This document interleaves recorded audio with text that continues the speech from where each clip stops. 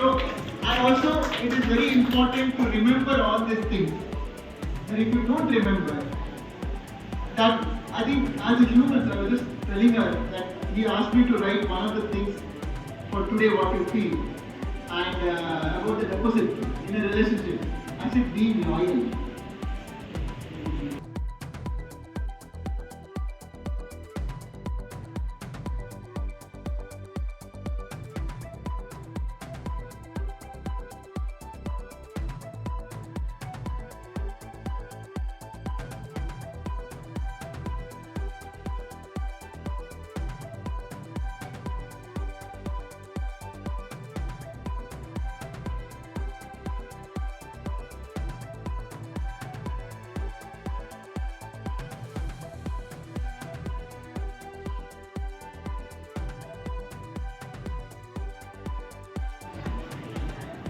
Nice, super.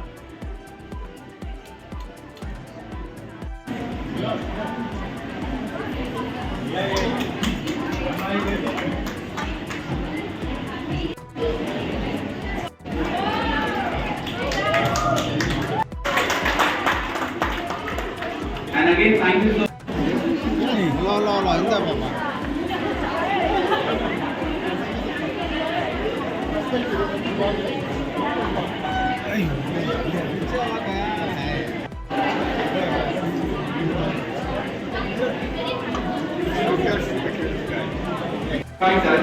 And now they've grown and they've gone to colleges and they've started their careers, but they chose to give back to society. And we would like to appreciate and recognize these people.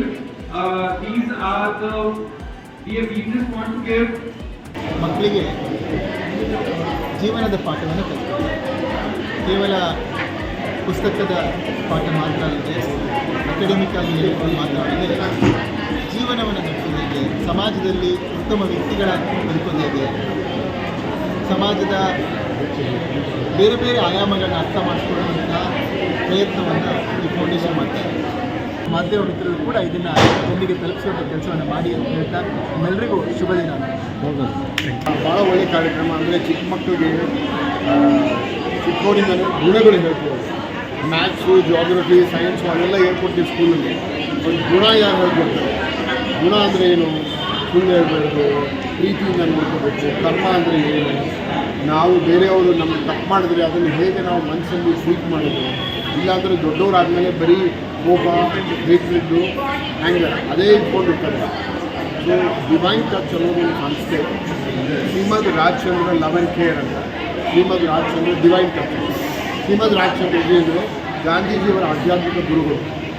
ಅವ್ರ ಮೂಲಕ ಅವರು ಹೇಳ್ಕೊಟ್ಟಿರೋ ಪದಗಳಿಂದ ನಾವು ಇಲ್ಲಿ ಮಕ್ಕಳಿಗೆಲ್ಲ ಒಳ್ಳೆಯ ಶಿಕ್ಷಣ, ಒಳ್ಳೆಯ ಗುಣಗಳನ್ನು ಹೇಳ್ಕೊಡ್ತಾರೆ.